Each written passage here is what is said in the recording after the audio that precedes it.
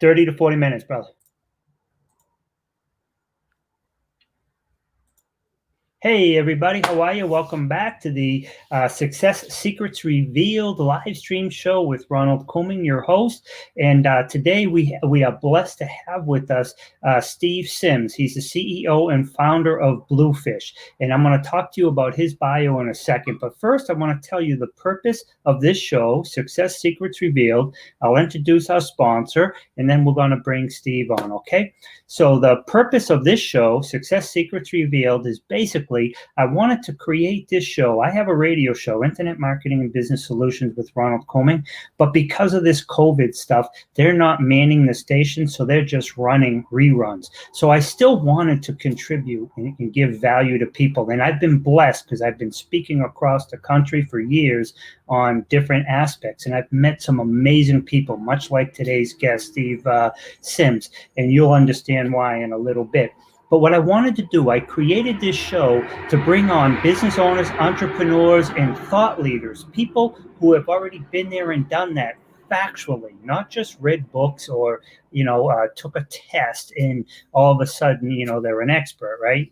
And they're going to come on and they're going to talk about how they did what they did.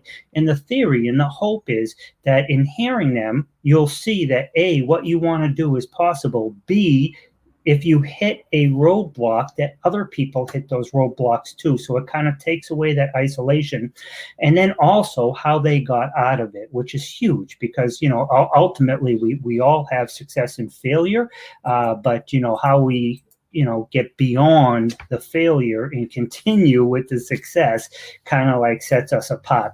So our host today is RCS Online Solutions. That's my company, and that's where we basically help business owners and entrepreneurs attract, convert, and retain their ideal customers and clients to achieve even greater success using various internet marketing techniques and methods.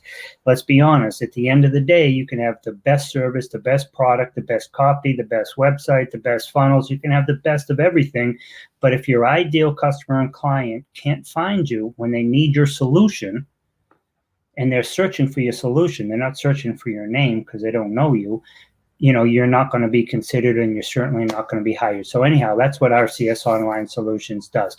Now, let's get on with the good stuff. So today we're going to introduce you and we're going to learn from Steve Sims. I heard him speak at Secret Knock with Greg Reed, an amazing event. Greg Reed is an amazing event. I love his book, 3 Feet from Gold with Sharon Lechter.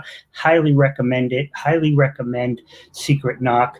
And I've met some amazing people while I was there. Again, today, Steve Sims is one of those people. He is the CEO and founder of Bluefish. And that is, let me ask you this question. Do you know anyone that has worked with Sir Elton John or Elon Musk, sent people down to see the wreck of the Titanic or seabed, or closed museums in Florence, or a private dinner party, and then had Andre Bocelli serenade them while they ate pasta? You do now.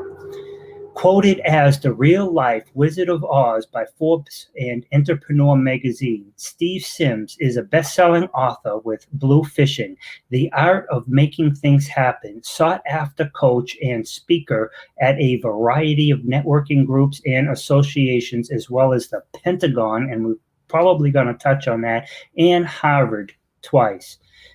So, Steve, how are you today, brother? I'm doing all right, thanks. Thanks for having me. Hi. Now, right? 'Tis a fine day. Are you from across the pond, mate? Yeah. I love it when people do the accents. Yeah, I'm a London boy that's now living over here in Los Angeles. Excellent. Wow. So you went from London, not even East Coast. You're all the way over on the West Coast. Oh, I went the long way round. I went from London to Hong Kong, Bangkok, Palm Beach, and then Los Angeles. So I did a full circle. Excellent. But that also just adds to the experiences that you bring to the table, because you've just been so many places and seen so many things that people like myself have only seen on TV and in movies. So tell us a little bit more. I saw you at Greg Reed's event, Secret Knock, and it was phenomenal. Can you tell us a little bit more about who you are and what you do? Wow. All right. Well, I'll try and keep it easy for you. I'm a school dropout, left school at the age of 15, ended up working on my father's building site. Like all entrepreneurs, I knew where I didn't fit. And as a young lad from East London, I was trying to find out where I could fit. So I bounced off the walls, tons of jobs, tons of bad decisions, tried to get into so many bad things. Not bad as in illegal, just try to find jobs that I thought would work for me, but didn't, and just did nothing more than discourage me and upset me. Eventually, I decided to run away from the country. So I got a job in Hong Kong when I was in London, and they flew me out to Hong Kong. I lasted one day. I was fired and ended up working on the door of a nightclub just to get some money. From there, believe it or not, that what could have been considered as a low point was probably one of the pivotal moments of my life. You see, from working on the door of a nightclub, I got to observe people, what they saw value in, how they looked, how they dressed, how they spoke, how they handled each other, how they related to people. And it was a great way of just being a voyeur in the social scene. So from there, I decided that sticking with the basic cliche of you are the 5 people that you know, I realized that all of the 5 people I knew were broke.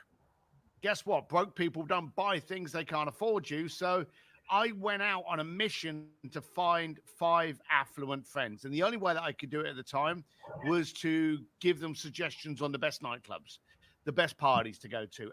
And from there, I went from recommending the best nightclubs to getting them into premieres. And then I started throwing parties to capture even more clients. I took over penthouses, mansions, yachts. I'm now flying around the planet doing these amazing events. And then I ended up working and partnering with people like Sir Elton John, the Grammys, Kentucky Derby, the New York Fashion Week, Formula One Monaco. So literally over a 25-year period, went from working on the door to partnering with some of the biggest events in the planet and only working with millionaires and billionaires. So I was the man that people came to when they had a small little dream, like I want to go down to the Titanic, or, you know, I want to take over, I want a good meal in Italy. So I took over the Museum Accademia, the Galleria dell'Accademia in Florence, and set up a table of 6 at the feet of Michelangelo's David. And then, as you said, had Andre Bocelli come in and serenade them while they're eating the pasta. I was the guy that basically did the impossible and gave them their greatest dreams. It was a cool time. And then, of course, the funny thing was, no one knew who I was until about 2.5 years ago, when I released a book through Simon Schuster, and it kind of propelled me into the public life. I love it. But, you know, this history is amazing. What you've just talked about, I started to take notes, and then I found myself sitting here going, wow, right? So so I just want to touch on a few things. But, you know, before we get into like the specifics, you know, what I'd like to talk about is the overall vision. I mean, you know, we see people when we go to nightclubs or we go to bar rooms or restaurants, and people are checking our IDs and making sure people are, you know, of age and not drunk or going to cause trouble. And we think of them as kind of like a doorman or a bouncer, right? But that's kind of like where you started, but you had a vision, and you sat there and you saw people, you saw what they wanted, you saw how they behaved, you saw, you know, different things. And from what you saw, you went on to create, you know, such a world that most people, you know, can't even comprehend. And not only did you create that world, you then provided that world, made money from that world by, you know, creating it and delivering it for other people. Brother, your vision is like, I'm sure other people have told you this, but it's like, wow. I mean, not just what you've done, but, you know, just the fact that you sat back and you saw it and then you created it. I mean, you are the perfect entrepreneur. I mean, how did you go from, you know, checking IDs, making sure people were of age, and, you know, if somebody got too drunk, throwing them out the back door, to, you know, sitting with Sir Elton John and Elon Musk? I mean, that is like scaling heights that most people can't even comprehend. I mean, the closest we're going to get is to look at a YouTube video. Can you tell us a little bit more about that, brother? I think you're being very nice to me and you're giving me a great deal of compliments, but I'm not quite sure I deserve them. The bottom line of it is I don't think I've ever overthink things in my life. If you spoke to Greg, he would tell you Steve doesn't think, he spends time doing. And my wife actually says my superpower is the power of ignorance. I have a little target and I go for that target. And then I have another target and I go for that target. I didn't wake up one day when I was on the door, because you're right. The doorman, no one ever wants to talk to the doorman.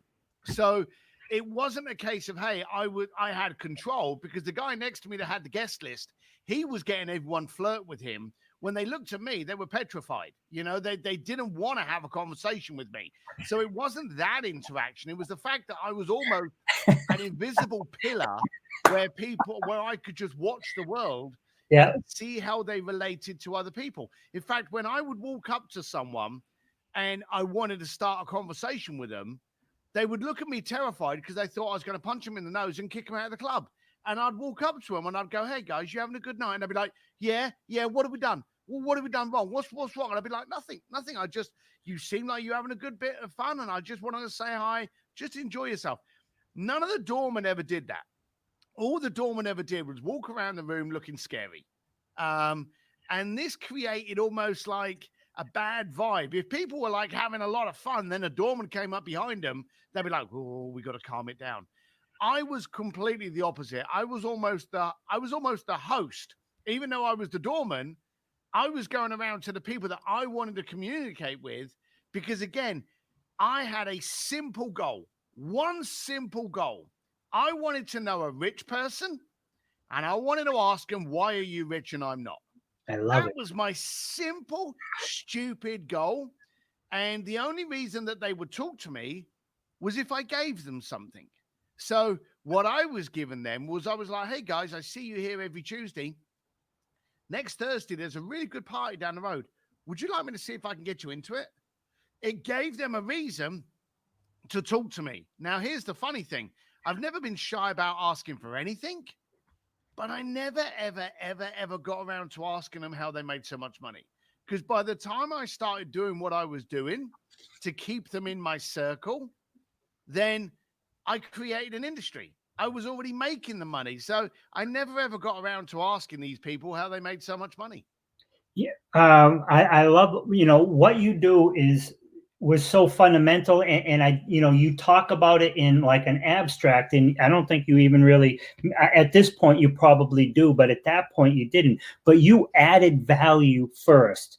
You went up to them instead of asking them. These were successful people. These were people in there having fun. They had money. And instead of asking them for something, instead of trying to sell them something, you added value first. You saw what they liked. You saw how they interacted. And you said, hey, I know that there's a party down the street somewhere in a week or 2 weeks. I can get you in there. You added value first. That brought them into your sphere.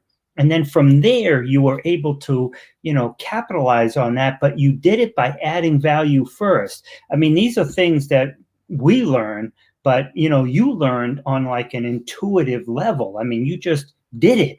We go to seminars, we pay for coaches, and we do all this, and you just kind of like learned it on intuitive. So once you saw these people and you met these people, you referred them to these type of parties. How did that grow to getting to a point where you had enough credibility to have Mr. Bocelli, and I'm probably not pronouncing his name correctly, to serenade some of your guests in Italy, to, sit down and or even talk with Sir Elton John and Elon Musk? I mean, he's got a lot of things going on, but as a visionary, I just love people like him because he is like so far out there. I mean, his interpersonal communication skills might be lacking, and that's because he's really not like one of us. He's like, 5, 10, 15 levels above us. So to actually have his attention and communicate with him is just like huge, brother. So can you tell us how, you went from all these different steps? I mean, it's huge. Well, it's easy. which is the answer you don't want to hear. But no one walks onto a ladder. No one walks onto the roof. They get there by walking up the ladder. So as I was getting people into parties and building up my Rolodex, and I literally used to have a little Rolodex, and then I had something called a Franklin that would be all my thing. Then I got a Palm Pilot, but I would build up all of my Rolodex of all of the people that I was looking after, and I would make notes about what I'd get them in. I would cross-reference it very simply. And then it got to a point where I was getting so many people into events that I used to go to clubs that had like weeknights. Like, for argument's sake, a Tuesday night at a nightclub is usually quiet. But if you've already got like 200 people, you can make that Tuesday night really, really good, because it's the people in the event that make the event, not the event. So I started throwing my own parties. And then from there, the parties got bigger. And then what I did, arrogantly, and this is the trait of an entrepreneur. An entrepreneur, we're never satisfied. You know, if we make $100,000, we're like, hey, great, I want 150. And that's like 5 minutes later. Once we realize we made the 100K, it's like, well, okay, but I could have made more. What did I do wrong? Exactly. So the stories that I'm giving are no different to you, to Greg, to anybody else. The point was, I never wanted to settle. Now, there were two things that I never wanted to settle on. One of them was my growth. Now, if you do what you do every single day, as the world moves, you're actually going backwards. It's like if you took all of your money, stuck it in a suitcase, and you've got $100,000, and you stick it in a suitcase and you bury that 100 grand in the rear garden. In 5 years' time, you've still got your 100 grand in the suitcase, but now it hasn't kept up with inflation and it's gone backwards. That's the exact same with us. If what we do today is the exact same thing that we do tomorrow, the following day, there's no growth. We've got to keep up with our inflation. We've got to keep up with the intelligence and the growth. So I constantly tried to find things that would make me feel uncomfortable. And so if we're in a party and there's some really smart people over here, but there's a genius over here, I'm going to go and try and have a conversation with the genius. I would always try and push myself. So once my parties were really good, once the people that I had coming to these parties that were now paying me $1,000 to $5,000 just to get into my party, then what I was doing was I was going to other people's parties, the New York Fashion Week, the Kentucky Derby. I was going to these events and I was going, how do you run your event? And I'm noticing, and you say about the value, I would say to them, I noticed that your ticket prices, they don't have enough tiers. The value add for the VIPs isn't exciting enough. There's no engagement to get them involved now quick. So there's no kind of, hey, get in quick, but there's no initial response and driver to get. So I was giving these comments to some of the largest events in the world. And a lot of them were saying to me, well, who the hell are you? I won't mention the name, but there was one company out of the lineup that I've mentioned to you before, one major international event that actually said to me, who are you to be able to tell us how to do our event? And then the next year I got the New York Fashion Week. And then the next year I got, I think it was the Palm Beach Art Fair and Bridgehampton Polo. And then I was involved with the 2004 Grammys. The following year, this company came back to me and went, oh, hang on a minute. Maybe we should listen to you now. And so was it the same person? It wasn't the same person, but it was one of the same team. The person that had said, who should we, they had left, but the person that was in the meeting came back to me and I ended up working with them. So I've always gone into every single conversation, whether it be as a doorman going to a rich person in a nightclub, or whether it be going to the Elton John AIDS Foundation, I've always walked through the front door going, hey, have you thought about doing this to amplify your response, your sales, your marketing, your branding? I've always, as I like to think of it, I always bring something cool to the party. Now, here's the thing. If I'm walking into Sir Elton John's Oscar party, and I'm walking up to Elton John, you can be guaranteed I want something. he can be guaranteed I want something. He either wants, I want a selfie, I want to sell him a product. He can be guaranteed that if someone's walking up to him, just like Elon, just like anyone with profile, if someone's walking up to them, that person is thinking, what does this person want? They never expect you to turn up and go, hey, how you doing? I know you're doing this, but have you thought about this? Because I saw this problem and here's the solution. And here's the funny thing. I've walked up to very powerful people and I've said, hey, I notice you're involved in this. I couldn't help noticing there were 3 mistakes you were making, but if you did this one thing, it would remove those mistakes. And I remember very vividly walking up to someone very powerful and saying this to them. And that stood there with a couple of our directors now looking at me kind of like all quizzical. And the guy turned around and said, we discovered that 2 months ago, and that's why we canceled the program. And I went, oh, okay. They said, but no one's ever come to us with a solution. They've always come to us with an ask. I like the fact that you came to us and they said to me, can we send you what we're working on now and let you have a look at that? And I went, absolutely. People want solvers. They don't want someone shuttling the problem along down the line. They want someone with a solution mentality. So whenever you go to anyone, if you want to have a chat with Greg Reed, give him a reason to have a chat with you. If you want to be on Ronald's show, give Ronald a reason to have you on his show. Always think about what you can bring to the party. I love it. And that goes back to kind of like we talked about adding value first.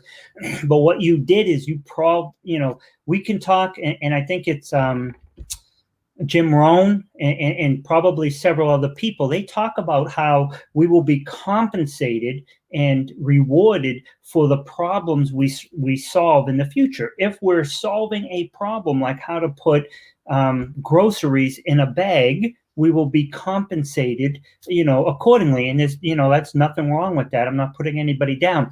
But the bigger problems you solve, the bigger solutions you bring to the table, the more not only you're going to make, but the more value that you bring the marketplace. And that's what you did. You're right.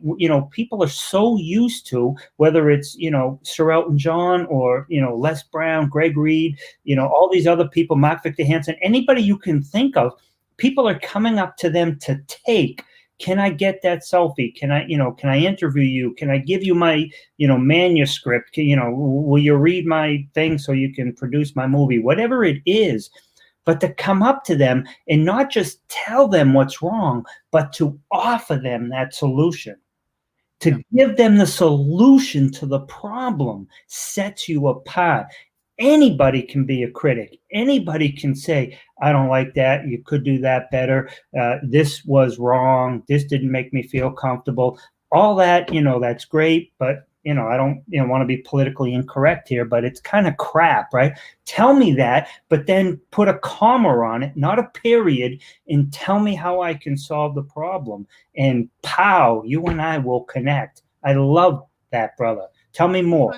Even if your solution sucks, even if the solution is one that they've already come up with, the fact that you walk into a party with a different mindset gets their attention.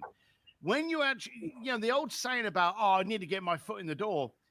With social networks, we can communicate with anyone. We could tweet to Donald Trump. We could tweet to Elon Musk within the next 2 seconds. If you made it interesting, compelling, and valuable enough, you'll probably get a response. We've never, ever been in a situation where we can reach absolutely anybody. The downside is whenever anyone's contacting someone, 99.9% of the time, they're like, hey, could you help me out with this? Can you do this for me? Will you work? That doesn't work. No one wants to go down to one side. It's got to be a two-way street, and it can only be a two-way street if you lead the charge in their benefit first. I love it, man. I love it. That's so huge. And I also like how I actually wrote it down, and, I will try my best to say I heard it from you, and that will probably work 3 or 4 times. And then I'm just going to forget that. But no one walked onto a roof. They climbed a ladder first. So they climbed a ladder to get there. I don't remember exactly how you phrased it, but, we all know, it's a stepping stone. Every time we see somebody who's super successful today, that's 5, 7, 10, 15, 20 years in the making. You see them today, but that wasn't how they got there. That's where they're at now. Yep. So you don't get to that top of the roof. You have to climb that ladder, and that ladder has steps, right? So I love that quote, man, and I will definitely paraphrase that. And like I said, I'm going to, give you 100% credit 3, 4, 5 times, and then I might forget where I heard it. It's not personal. It's old age. I look a lot younger than I really am, but I'm closing in on 60 quicker than I'd like to admit, right? And but that's huge. I like it, but it's just so real, and it's just so fundamental, and it's so authentic. If I could ask you, if somebody's going to start a business, they have a business, and they want to either grow, launch, or scale a business, what are 3 tips that a business owner or an entrepreneur could possibly use, and it could be, multiple levels. It could be somebody just starting, somebody who's been in business for 5 years, and it might, apply to all of them. But what are 3 tips that a business owner or an entrepreneur can use to either launch, scale, or grow their business? All right, easy. And it doesn't matter where you are in that chain, but the first one is vital. What problem are you solving? That's the key. What problem are you solving? So whatever you do has to complement the issue. So first of all, identify that. You'll be amazed at how many people that I coach, and I coach quite a lot of clients that actually come to me and they go, "Oh, I do this." And I say to them, "Okay, who's your client?" "Well, anyone that can afford it." No, we need to identify a problem, because why? People will do anything to remove a problem. If I give you the choice here of running out the door because there's a suitcase there of $1 million, you may not trust it. You'll be suspicious. You won't go there. But if I say to you, go out this door because there's a fire, you'll run from the pain. You'll run from a problem. So what is the solution that your business can solve? That's the first thing. Second thing is the message that you're amplifying, is the message that you are sending out clear to solve that problem? One of the best advertising campaigns in the world was tense nervous headache, take Advil. The other one was have a Coke, have a smile. It was giving you a situation and it was giving you a result. Here's the problem, here's the solution. What you've got to be able to do is to make sure that you don't have 10 pages of windy message. You say, "Hey, have you ever wanted to do this?" Then you're in the right place. So you want to identify what the problem is that you are the solution for. You want to amplify your message to make sure that it's clear. And thirdly, on any platform you're on, you need to echo the same message. For some stupid reason, people on LinkedIn are all smart and pompous in a suit, and they get over to Facebook and it's Girls Gone Wild. They change that personality on different platforms. That's bullshit. Don't do that. The bottom line of it is Nike, Apple, any other company in the planet is exactly the same on every single social platform it is on. So have continuity in who you are, the message you're sending out, and make sure that you are very strong, very obvious, and impossible to misunderstand as to what you solve. Those are my 3. I love it. And do you know Dan Fleischman from he started Who's Your... Well, me and my boy Dan, yeah, we go back. Oh, he's a great guy. And one of the things that I've listened to him at multiple events was he talks about as simple as what you talked about on your third point. He talked about being consistent on all your platforms to the point of even having your picture the same on all platforms. Yep. So when everybody sees your platform, they automatically, go to you and think of you. And if they see one on Facebook, one picture, one profile picture on all these different platforms, whenever they see it, they're not connecting to you. You need to connect it. So I loved your third point. But you also talked about, what is the problem you're solving? You got to be clear. And who are you solving it to? And it's not like me. I own a digital marketing company. I help technically any business owner or an entrepreneur, but that's really not true. You know what I mean? Because they all can use it, but there are certain things that kind of I don't want to say weed out, but, so identifying who is your ideal customer or client, who you can actually connect with, who is a fit for you in the problem you solve for them. And I love the ideology, serve, don't sell. Because at the end of the day, when you're serving and you're not selling, it's not just about that interaction with that individual, because it's going to transcend that, because that individual will then become your best, marketing piece. You know what I mean? Mhm. So to me, it's all about serving, not selling. But I really love, everything you had to say. I want to be respectful of your time. I mean, I'm free to go for another half hour, but, I told you 30, 40 minutes tops. We've just passed 30 minutes. So I just want to ask you, if there's anything that I haven't covered that you would like to cover, and I want to make sure we cover that before, we just maybe start talking about, the tube or anything else. And your tube in here in the US, when we talk about the tube, we're talking about TV. In your country, when we talk about the tube, we're talking about the subway, right? In America, we call it the subway. Some people call it the underground or the tube. I mean, it's, I don't want to, I want to stay professional. You know what I mean? I got to tighten my shirt, make sure there's no wrinkles, brother. I think today you need to look at it as an opportunity. We are living in a world of distortion, distraction, chaos, only because we don't know. If you suddenly got a text today going, hey, everything is solved next Wednesday, you'll chill because you'd have a definite date. You'd have an end zone. But we're living in a world of unknown, and it's rattling us. Now, the funny thing is, as entrepreneurs, we live in a state of unknown every single day of our life because we're constantly trying to push the envelope. We're constantly trying to find out what can be done. So we've got to get comfortable with being uncomfortable. Today, more people want to know things. More people are at home. More people are looking at the internet. More people are dreaming of what they're going to do once this is all done. Why are you therefore not marketing 10 times harder today? Because I tell you, in a month's time, they ain't going to be looking at you because they're going to be in the malls, they're going to be in the restaurants, they're going to be in the bars, they're going to be on a plane on holiday. Today is the day that you can amplify your message to 10 times more people. So today is a phenomenal opportunity. And I know I'm personally benefiting from it. You should be doing the same. I love it. And, when we talk about like everything that's going on, what, I fully agree with what you talked about. And it goes back to a very couple of basic points. Did it happen to me or did it happen for me? Yep. Sean Stevenson. Yep. Exactly. When I get up in the morning, do I have to go to the gym?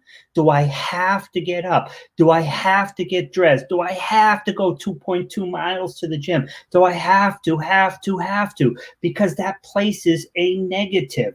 If I turn that around and come back to, well, if I stay in bed, if I take, I don't, it's kind of like when you're in a room and they teach you the NLP stuff and you're speaking, you anchor it over here opposed to over here.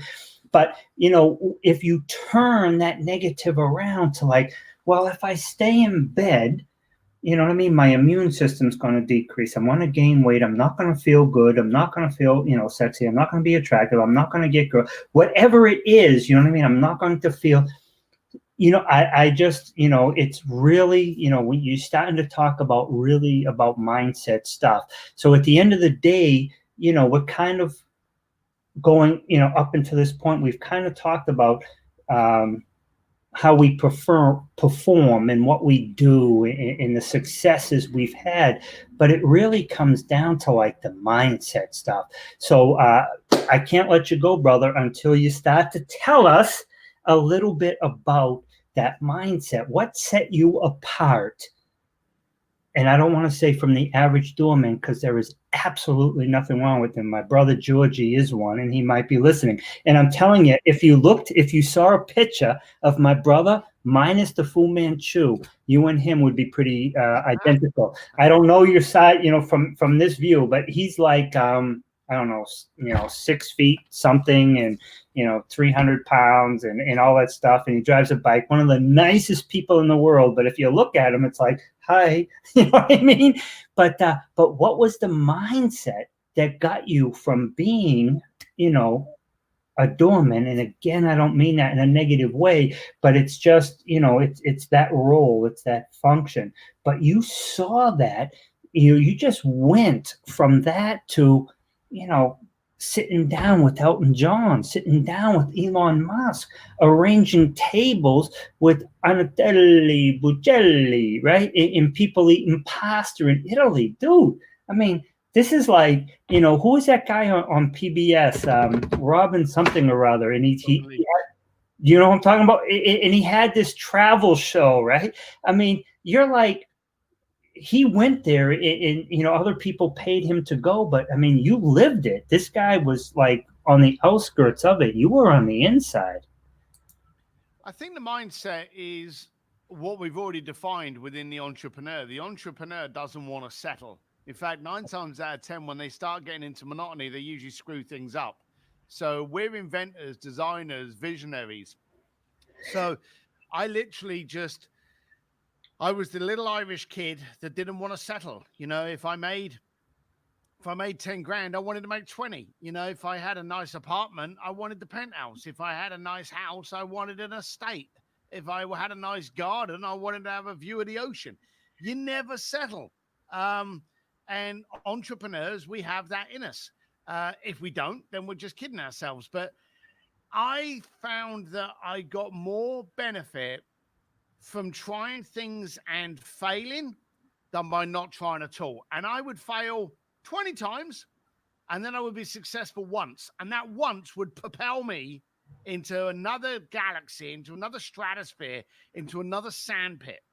And then I'd be, oh, I like it here. Now that I'm here, where else can I go? Right, I'm going to see if I can get into that sandpit. So it's this constant demand of yourself never to settle. And that's what it was for me. I love it. I absolutely love it. And I was just listening. I mean, actually, I have it right here behind me, 10X, Grant Cardone. And I've done, a dozen of his programs and like 50 other people. And I sit down to dinner with a whole bunch of these people, right? So, but I still contribute. I pay, you know what I mean? You pay up, you show up, you blow up, right? As Carlos talks about, right? I mean, he coined that phrase, but, the ideology behind it is, we all know it, but, he talks about that. And I just, I love that mentality, brother. And it's kind of like if somebody tells you, I recently had someone tell me, I made like, I don't know, like $8,000 on a particular thing, but it literally could have been like 15, 16, 18 or 20. And, I was like, damn, what did I do wrong that I didn't present the value? You know what I mean? Well, these people could have, it wasn't about what they gave me, because then I got to pay other people. I got to pay taxes. As an entrepreneur, we get 10 grand. At the end of the day, we're lucky if we get like 2,100 of that, right? Because, we got to pay for the product, the service, the platforms we pay for, the advertising, the taxes, the people who work for us. So, 10 grand really at best means like 2,100 to us. So when you talk about 8 grand, so it's not really about the money. It's about, I could have helped that person more. And, what was it about me that I wasn't able in that conversation to convey the value that I could have provided them, and, how that would have helped their lives. And this person said to me, be grateful for what you have. And I just sat there and I was dumbfounded. And I was like, I don't even know you. You know what I mean? I mean, do you know me? What do you mean be grateful for what I have? I mean, I'm never going to go without food. Great, because, I've created that. I was born in the projects. I grew up on WIC, I was on welfare. My mother was a drug addict and an alcoholic. My father went to prison when I was 3. You know what I mean? I have every excuse in the world not to fail, but I just sat there. And when she said that to me, it kind of like, took the wind out of my sail, because I agree with you so much. You know what I mean? It's like, it's not so much that we're never happy. It's just so much that we know that we have so much more to contribute to the world. We have so much more to serve. And when we don't convey that, it's more about us and our failure. It's not about what we can do and what we can provide, but it's about our failure and how we didn't let the other person know about it. Am I correct? Yep. So that's my sermon, brother. I told you this was about you. Somehow I just hijacked it for about 9 There you go. It's your show. Do what you like. I'm sorry, but I'm telling you, that has rented space, and you just hit a nerve, because it rented space in my head. I'm like, what do you mean be happy? I mean, I could have done so much more for this person. It wasn't about the money, because at best I'm going to make 18 cents on every dollar. You know what I mean? So it's never about the money. It's about providing that service. It's about, helping them. And what means more to me than that 21 cents on the dollar, give me a testimonial video. Tell me that I helped you. If you go out, I have clients, Ron Adams, I can name them, and he's made, 3, 4, 5 million bucks, right? To me, that's huge. You know what I mean? And so, how that's helped him and the people he's helped, that means more than the pennies they paid me, because, by default, everybody that we help and they help, we helped, right? So, anyhow, that's my little story. All right. Well, this has been fun. I've enjoyed it, and I hope it helps the people. Yeah, it does. Now, Steve, tell me, man, if somebody wanted, obviously we have your stuff scrolling down here. If somebody wanted to sit down with Sir Elton John, who are you working with now? How can somebody, obviously your contact information is there, but me, if I wanted to go to the Grammys, if I wanted to sit down with Elton John, anybody, how can we make that happen? Wow. Well, you need to give them a reason. There's a couple of ways of doing it. One, you need to join a really good concierge firm. They could help you. Isn't that what you do right now? What are you doing? It is, but I have 2 organizations. I have Bluefish. Well, I have 3. I have Bluefish, which is a high-end concierge firm, and we're maxed out on clients there. So we can't take on any more clients there. I have a smaller company called Taste of Blue, which is an emerging company, which is just starting. Tasteofblue.com. You can find details on there about that. But the real focus for me, because I've moved away from the travel industry, is on the coaching and the branding and the marketing and the speaking under Steve D. Sims. So I do have a program called Sims Distillery, which actually trains people on how to communicate, how to brand, how to market, how to live their life. And also it gets me twice a month. So if you have questions and you want to ask me, the cheapest, easiest, fastest way is to join simsdistillery.com and to be part of one of our live AMAs twice a month. I love it. Now, Steve, did you ever serve in the United? How long have you been in the United States? Since 2000. Did you ever serve? All right. So since 2000, and that's excellent, man. And that's like 20 years. Yeah. You paused for that. You actually paused. We're in 2020, and I told you I got him into. You had to wait for that answer. Well, for 2 reasons. One, because I thought something else, and I didn't know if I should open that door. But it's 100% positive, but I didn't know. But so that is 20 years. But the accent kind of like threw me as well. Yeah, it's still there a bit, I'm afraid. Yeah, are you from across the pond, mate? Yeah. That's what I love it. Years ago, I've been doing online marketing for people now, but years ago, I used to do a lot of managed services, and we would work with companies like banks and do their securities, and people would call in simple things like they forgot their password or whatever. But I'd have people from Germany, from England, and depending upon the time of day, from Brazil and India, and they would literally, because I work for DB Bank, right, Dubeach or Dusha Bank, but they just told us to say DB, right? And because they didn't want people to say douche, right? But anyhow, so they would call in from around the world, and I used to just joke with them, "Hey, you from across the pond, mate?" And usually when they called us, they were kind of like stressed out because things, you know, didn't work out for a half hour, and then finally they called tech support, right? But so anyhow, you know, I digress. You know, the accent threw me, brother.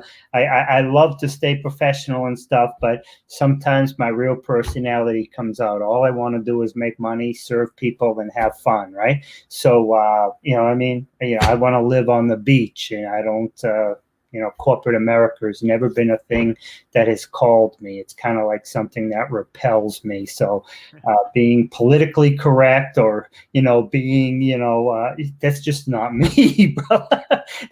You know what I mean? Sometimes my personality shines when but you've been a great guest, and you provided so much value. And I'm telling you, you really, you know, when we see people, we go to restaurants and we see a hostess, right? And you know, she's taking our numbers, or he, you know, she or he is taking our requests, and they're seeing us. We have no idea who they are or what their history is, right? Or what their future will be. I mean, they're sitting there. I mean, you know, when I go in there, you know, we see them and we think of it as like I don't even know if it's a correct word, but like perfunctionary. But it's just like we go in, we give them our name, we tell them our table, we tell them our time, and they tell us where we're going to go. And they look on a little map and they see what, you know, where they're going to put us. But those people can then, like you did, look at us, see how we dress, how we talk, what's important to us, what isn't important to us, ask us a couple of questions, and from there, be sitting down with billionaires and people like, you know, Elon Musk and Elton John and some other people. But anyhow, you've been a great guest. Is there anything in closing you'd like to add? No, I think we've done everything. We've given people a good snapshot and hopefully invigorated them to do something. I love it. And it really all comes down to, you know, mindset and attitude. It doesn't matter where you are, what you came from. You know, it's just about where you want to go and seeing things slightly different. You know what I mean? You know, whatever our circumstances are, you and the 10, 15, 20 doormen that you worked with were the same. You had the same job, the same pay, give or take a few bucks, a few hours, different locations. You know what I mean? So there might have been slight differences, but your mindset set you apart. And that mindset, what you wanted to accomplish, what you saw, how you saw it, set you apart and set you on a path to provide the value, the services, and blah, blah, blah, to get you to where you are now. So, Steve, I just want to tell you, it's been, you know, when I saw you at Gregory's event and you spoke, I mean, it was phenomenal, and I'm so grateful, and thank you for being with us today. Cheers, pal. Look after yourself. Hi. Hey, everybody. That was amazing. Steve Sims. You know, maybe my added dialogue was a little bit long, but, you know, he's a rock star. He's amazing. What he has accomplished just proves that, you know, it doesn't matter where you are or what you do. It's a matter of mindset and where you want to go, how you see things. It doesn't matter what happens to you. It's about what, you know, you can see it as something that happens to you or something that happens for you, and then how you propel and use that going forward. This is Ron Couming. That's my name. And the show is Success Secrets Revealed. The sponsor of this show is RCS Online Solutions, and we basically help entrepreneurs and business owners like you construct a message, their websites, their funnels, all that other stuff, to create the online presence. Because at the end of the day, you can have the best of everything, but if people can't find you, they can't consider you and they can't hire you, right? So RCS Online Solutions. We help business owners and entrepreneurs, much like you, attract, convert, and retain their ideal customers and clients to achieve even greater success. I hope you guys have a great day, and please tune in at 2:30 today. Normally, we do one episode a day, but today at 2:30, we have Scott Sorrell, and he is amazing. Amazing. So you've got to tune in, okay? Love you all. Bye for now.